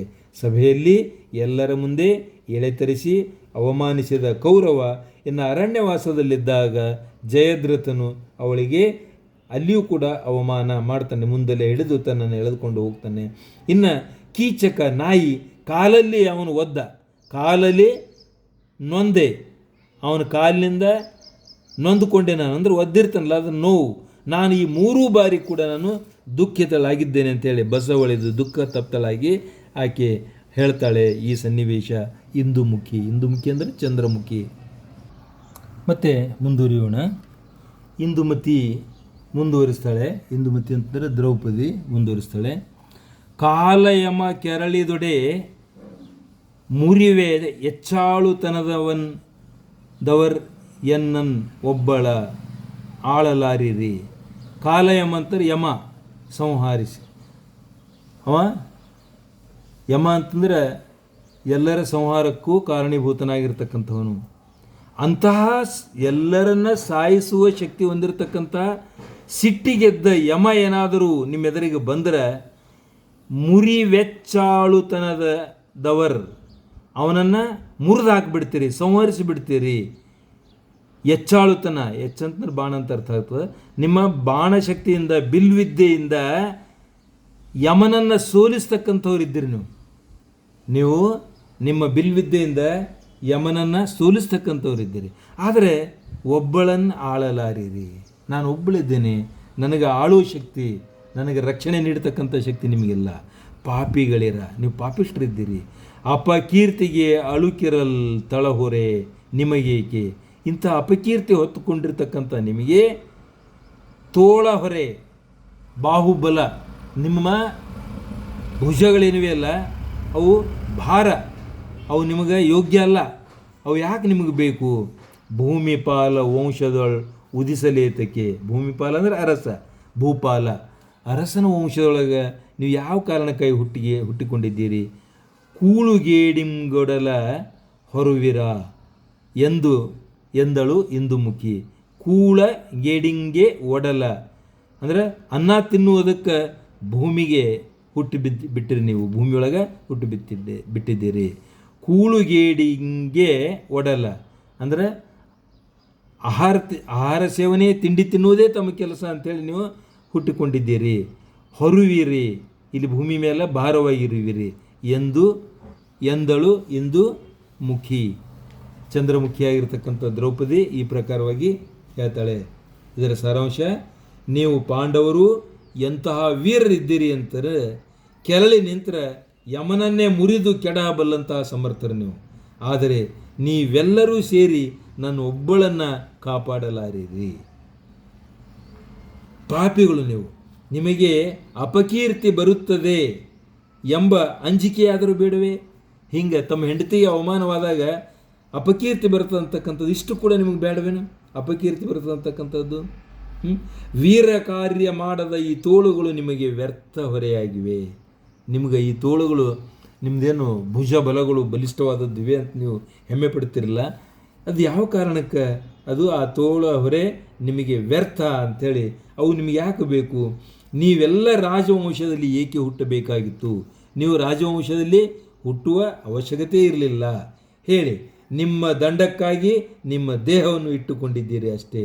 ನೀವು ಅನ್ನದಂಡಕ್ಕಾಗಿ, ಅಂದರೆ ಕೇವಲ ಅನ್ನ ತಿನ್ನುವುದಕ್ಕೋಸ್ಕರವಾಗಿ ಕೂಳುಗೇಡಿಗಳಾಗಿ ಭೂಮಿ ಮೇಲೆ ಬದುಕಿದ್ದೀರಿ ಅಂಥೇಳಿ ಭೀಮನನ್ನು ಕುರಿತು ಆಕೆ ದ್ರೌಪದಿ ಹೇಳ್ತಾಳೆ. ಎನ್ನಲು ಎಂದಾಗ ಕಂಬನಿ ದುಂಬಿದನು ಕಡು ನೆನೆದು ಅಂತಃಕರಣ ರೋಷದ ಘನತೆಯ ಹೆಚ್ಚಿತು. ಹಗೆಗಳನ್ನು ಹಿಂಡಿದನು ಮನದೊಳಗೆ, ತನು ಪುಳಕ ಉಬ್ಬರಿಸಿ ಮೆಲ್ಲನೆ ವನಿತೆಯನ್ನು ತೆಗೆದಪ್ಪಿದನು. ಕಂಬನಿಯದೊಡನೆ ಕಂಬನಿಯ ಒಡೆದನು, ಸೆರಗಿನಲ್ಲಿ ಕಲಿ ಭೀಮ ಮಾನಿನೀಯ. ಆಕೆಯ ಮಾತು ಕೇಳಿ ಕಂಬನಿ ದುಂಬಿದನು, ಅವನ ಕಣ್ಣಲ್ಲಿಯೂ ಕೂಡ ಕಣ್ಣೀರು ತುಂಬಿ ಬಂತು. ಕಡು ನೆನೆದು ಬಹಳಷ್ಟು ಅವಳ ನೋವಿನ ಮಾತನ್ನು ನೆನೆಸಿಕೊಂಡು ಅಂತಃಕರಣ ರೋಷದ ಘನತೆ ಹೆಚ್ಚಾಗಿಬಿಡ್ತು. ಅಂತಃಕರಣ ಉಕ್ಕಿ ಬಂತು, ರೋಷದ ಘನತೆ ಕೂಡ ಹೆಚ್ಚಾಗಿಬಿಡ್ತು, ಸಿಟ್ಟಿನ ಘನತೆ ಹೆಚ್ಚಾಯಿತು. ಹಗೆಗಳನ್ನು ಹಿಂಡಿದನು ಮನದೊಳಗೆ. ಏನು ಮಾಡ್ಲಿಕ್ಕೆ ಬರಲ್ಲ, ಸಮರ್ಥ ಇದ್ದಾನೆ. ಮನಸ್ಸಿನೊಳಗೆ ಆತ ಹಿಂಡಿ ಹಾಕದ, ಬಟ್ಟೆ ಹಂಗೆ ಹಿಂಡ್ತಾರಲ್ಲ ನೀರು, ಹಂಗೆ ಮನಸ್ಸಿನೊಳಗೆ ಆ ಹಗೆಗಳನ್ನು ವೈರಿಗಳನ್ನು ಹಿಂಡಿ ಹಾಕಿದ.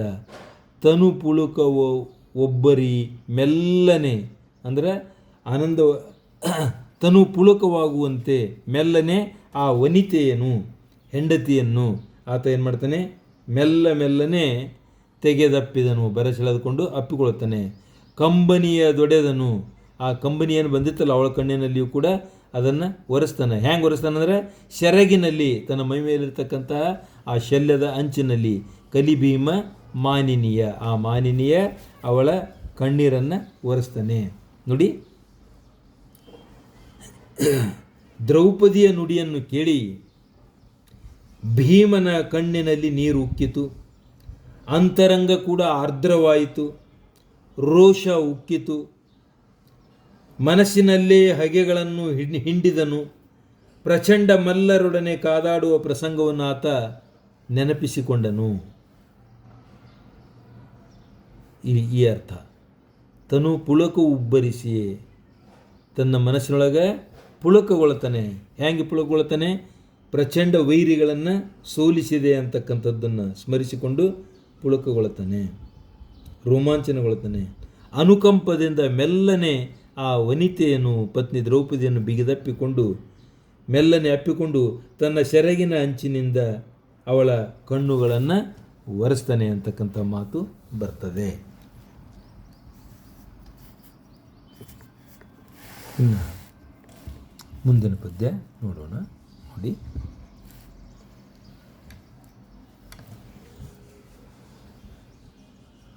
ಕುರುಳ ನೇವರಿಸಿದನು, ಗಲ್ಲವನ್ನು ಒರೆಸಿ ಮುಂಡಾಡಿದನು, ಮಂಚದ ಹೊರೆಯ ಗಿಂಡಿಯ ನೀರಿನಲ್ಲಿ ತೊಳೆದನು ಮುಖಾಂಬುಜವ. ಭೀಮ ಏನು ಮಾಡ್ತಾನೆ? ಅವಳ ಮುಂಗುರುಳನ್ನು, ಕುರುಳ ಕೂದಲು, ಅವಳ ಮುಂಗುರುಳನ್ನು ನೇವರಿಸ್ತಾನೆ, ಗಲ್ಲವನ್ನು ಮೃದುವಾಗಿ ಸವರ್ತಾನೆ, ಮುಂಡಾಡಿದನು, ಅಂದರೆ ಅವಳ ಎರಡೂ ಭುಜಗಳನ್ನು ಹಿಡಿದು ಪ್ರೀತಿಯಿಂದ ಅಲ್ಲಾಡಿಸುವುದಕ್ಕೆ ಮುಂಡಾಡುವುದು ಅಂತಾರೆ. ಮುಂಡಾಡಿದನು. ಆನಂತರ ಮಂಚದ ಹೊರಗಡೆಗೆ ಒಂದು ಗಿಂಡಿ ಇತ್ತು. ಗಿಂಡಿಗೆ ಅಂದರೆ ದೊಡ್ಡ ತಂಬಿಗೆ. ಆ ನೀರಿನಲ್ಲಿ ಮುಖ ತೊಳಿತಾನೆ. ಯಾರ್ದು ಅಂತಂದರೆ ಅಂಬುಜನ ಮುಖ, ಅಂಬುಜವ ಮುಖ ಕಮಲವನ್ನು ತೊಳಿತಾನೆ. ಅವಳ ಮುಖ ಕಮಲವನ್ನು ನೀರಿನಿಂದ ತೊಳಿತಾನೆ. ಅರಸಿ ಬಿಡು ಖಾತಿಯನು ವಿಸ್ತರಿಸಲೇಕೆ ಅಣ್ಣನ ಆಜ್ಞೆಯ ಗೆರೆ ದಾಂಟಿದೆನು ಹೊರಗೆಂದನು ಆ ಭೀಮ. ಅರಸಿ ಅಂದರೆ ರಾಣಿಯೇ, ದ್ರೌಪದಿಯೇ, ಬಿಡು ಆ ಖಾತಿ, ಆ ದುಃಖವನ್ನು ಬಿಟ್ಟುಕೊಡು. ಈಗ ಆ ದುಃಖ ತಪ್ತವಾದಂಥ ಸನ್ನಿವೇಶವನ್ನು ಬಿಟ್ಟುಕೊಡು. ವಿಸ್ತರಿಸಲೇಕೆ, ಅದನ್ನು ಯಾಕೆ ಮತ್ತೆ ವಿಸ್ತೃತವಾಗಿ ಹೇಳಕ್ಕೆ ಹೋಗ್ತೀನಿ ನೆನಪು ಮಾಡ್ತಿ. ಎಮ್ಮ ಅಣ್ಣನ ಆಜ್ಞೆಯ ಗೆರೆಯ ದಾಂಟಿದೆ. ನನ್ನ ಅಣ್ಣ ಧರ್ಮರಾಜನ ಯುಧಿಷ್ಠಿರನ ಆಜ್ಞೆ ಏನಿತ್ತು, ನೀವು ಎಲ್ಲಿಯೂ ಪ್ರಕಟಗೊಳ್ಳಬಾರದು, ನೀವು ಎಲ್ಲಿಯೂ ಪಾಂಡವರು ಅಂಥೇಳಿ ಗುರುತಿಸಿಕೊಳ್ಳಲಾರದಂತೆ ಬದುಕಬೇಕು ಅಂತಕ್ಕಂಥ ಏನೊಂದು ಕಟ್ಟಪ್ಪಣೆ ಇತ್ತು, ಆ ಗೆರೆ ಏನಿತ್ತು ಅದನ್ನು ದಾಟಿಬಿಟ್ಟೆ, ಹೋಗು ಇನ್ನು ನಾನು ನೋಡ್ಕೊಳ್ತೀನಿ ಅಂತ ಹೇಳ್ತಾನೆ ಭೀಮ. ಇದರ ಸಾರ ಹೇಗಿದೆ ಅಂತಂದರೆ, ಭೀಮನು ದ್ರೌಪದಿಯ ತಲೆಗೂದಲನ್ನು ನೇವರಿಸಿ ಮೆಲ್ಲನೆ ಸವರಿ ಅವಳ ಗಲ್ಲವನ್ನು ಒರೆಸಿ ಮುದ್ದಾಡಿದನು. ನಂತರ ಕಣ್ಣೀರಿನಲ್ಲಿ ಮುಳುಗಿದ್ದ ಅವಳ ಮುಖವನ್ನು ತನ್ನ ಸಮೀಪದಲ್ಲಿರ್ತಕ್ಕಂಥ ಮಂಚದ ಹತ್ತಿರ ಇರತಕ್ಕಂಥ ಆ ಗಿಂಡಿಯೊಳಗಿನ ನೀರು ತೆಗೆದುಕೊಂಡು ಅವಳ ಮುಖವನ್ನು ಆತ ಒರೆಸಿದನು. ದ್ರೌಪದಿ ದುಃಖವನ್ನು ಹತ್ತಿಕ್ಕಿಕು, ನಾನು ಏನನ್ನೂ ಹೇಳಲು ಬಯಸುವುದಿಲ್ಲ. ಒಟ್ಟು ಇಂದು ನಾನು ನಮ್ಮಣ್ಣನ ಆಜ್ಞೆಯನ್ನು ದಾಟಿದೆ, ನೀನು ಹೋಗು. ನೀನೇನು ಭಾಳ ದುಃಖಿತಳಾಗಬೇಡ, ನನ್ನ ಅಣ್ಣನ ಆಜ್ಞೆ ನಾನು ದಾಟಿದೆ, ಇವತ್ತು ನೀನು ಏನು ಇಷ್ಟಪಟ್ಟಿದ್ದಿ ಅದು ಆಗ್ತದ ಅಂತಕ್ಕಂಥ ಮಾತನ್ನು ಆತ ಹೇಳ್ತಾ ಇದ್ದಾನೆ. ಅಂದರೆ ನಾನು ಕೀಚಕನ ವಧೆ ಮಾಡ್ತೇನೆ ಅಂಥೇಳಿ ಅವನು ಹೇಳ್ತಾನೆ. ಬಸುರ ಬಗೆವೆನು ಕೀಚಕನ ನಸು ಮಿಸುಕಿದೊಡೆ ವೈರಾಟ ವಂಶದ ಹೆಸರನ್ ತೊಡೆವೆನು. ನಮ್ಮನ್ ಅರಿದೊಡೆ ಕೌರವ ವ್ರಜವ ಉಸುರಿದ ಅರಿವೆನು. ಭೀಮ ಕಷ್ಟವನ್ ಎಸಗಿದನು ಹಾ ಎಂದರೆ ಆದೊಡೆ ಮುಸುಡನ ರಾತ್ರಿಯಲ್ಲಿ ತೇವನು ದೇವ ಸಂತತಿಯ. ಬಸುರವ ಬಗೆವೆನು, ಬಸುರ ಬಗೆಯುವುದು ಅಂದರೆ ಕೀಚಕನ ಹೊಟ್ಟೆಯನ್ನು ಸೀಳುವುದು, ಕೀಚಕನ ಎದೆಯನ್ನು ಬಸುರ ಬಗೆವೆನು ಕೀಚಕನ. ನಸು ಮಿಸುಕಿದೊಡೆ, ಈ ವೈರಾಟ ವಂಶ ಅಂದರೆ ವಿರಾಟ ರಾಜನ ವಂಶದವರು ಯಾರಾದರೂ ಸ್ವಲ್ಪ ಅಲ್ಲಾಡಿದರೂ ಸಾಕು, ಕೀಚಕನ್ನು ಇಲ್ಲಿಗೆ ಮುಗೀತು. ನಸು ಮಿಸುಕಿದೊಡೆ ವೈರಾಟ ವಂಶದ ಹೆಸರ ತೊಡೆವೆನು, ಹೆಸರು ತೊಡೆದು ಹಾಕಿಬಿಡ್ತೀನಿ, ಅಂದರೆ ವಿರಾಟ ವಂಶವನ್ನೇ ನಾನು ಅಳಿಸಿಬಿಡ್ತೀನಿ. ನಮ್ಮನ್ನು ಅರಿದೊಡೆ, ನಮ್ಮನ್ನು ಯಾರಾದರೂ ಗುರುತಿಸಿದ್ರು ಅಂತಂದರೆ, ಕೌರವರು ಗುರುತಿಸಬಾರ್ದಲ್ಲ, ಯಾರಾದರೂ ಗುರುತಿಸಿದರೆ ಕೌರವ ವ್ರಜ ಅಂದರೆ ಕೌರವ ಸಮೂಹವನ್ನು ಉಸುರಿದ ವೀರವೆನ್, ಆ ಕೌರವರ ಸಮೂಹವನ್ನೆಲ್ಲ ಸಣ್ಣ ಸಣ್ಣಾಗಿ ಕೊಚ್ಚಿ ಹಾಕಿಬಿಡ್ತೇನೆ ನಾನು, ಅಂದರೆ ಮತ್ತೆ ಅವರು ಬದುಕಿದಂತೆ ಇರಬಾರದು, ಉಸಿರು ತೆಗೆದು ಬಿಡ್ತೇನೆ. ಭೀಮ ಕಷ್ಟವನ್ ಎಸಗಿದೆನು, ಅಯ್ಯೋ ಭೀಮನೇ ಹಿಂಗ್ಯಾಕೆ ಮಾಡಿದೆ ಅಂಥೇಳಿ ಹಾ ಎಂದರೆ ಆದರೆ ಹಾ ಎಂದೊಡೆ ಮುಸುಡಮನ್ ರಾತ್ರಿಯಲ್ಲಿ ತೇವನು ದೇವ ಸಂತತಿಯ. ಒಂದು ವೇಳೆ ಭೀಮನೇ ನೀನು ಹಿಂಗ್ಯಾಕೆ ಮಾಡಿದೆ ಅಂತೇಳಿ ದೇವತೆಗಳೇನಾದರೂ ಅಂದುಕೊಂಡ್ರೆ ಆ ದೇವ ಸಂತತಿಯನ್ನೇ ನಾನು ಏನು ಮಾಡ್ತೀನಿ ಅಂತಂದರೆ ಮಂದಾರ ಪರ್ವತ ಮೇರು ಪರ್ವತಕ್ಕೆ ಅವರ ಮುಖವನ್ನು ತೆಗೆದು ಹಾಕಿಬಿಡ್ತೇನೆ, ನೀನು ಧೈರ್ಯ ತಾಳು, ಇನ್ನು ನಾನು ನೋಡ್ಕೊಳ್ತೇನೆ ಅಂತೇಳಿ ಹೇಳ್ತಾ ಇದ್ದಾನೆ. ಇದರ ಸಾರ